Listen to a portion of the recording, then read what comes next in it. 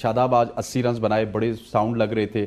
عامر جمال کو انہوں نے آڑے ہاتھوں لیا، پھر بعد میں عامر جمال نے شاداب خان کو آڑے ہاتھوں لیا. لیکن کیا آپ سمجھتے ہیں 80 رنز بھی، 3 وکٹس بھی اور پی ایس ایل میں قدرے بہتر پرفارمنس ہے شاداب خان کی، تو اپنا ورلڈ کپ کا کیس کہیں نہ کہیں مضبوط کر رہے ہیں؟ بسم اللہ الرحمن الرحیم.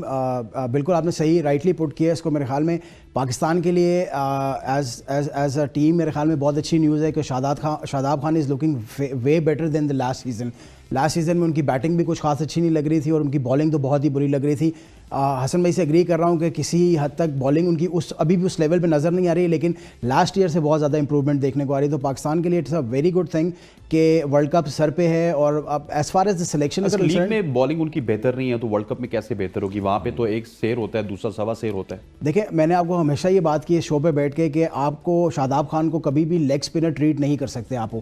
اب وہ ایک یوٹیلیٹی پلیئر ہے، یس، جو بیٹنگ کر سکتا ہے، جو بالنگ کر سکتا ہے اور جو آپ کو فیلڈ میں بھی ہیلپ کرے گا. لیکن اگر آپ اس کو out right leg spinner count کر رہے ہیں تو پھر آپ بہت بڑی غلطی کر رہے ہیں.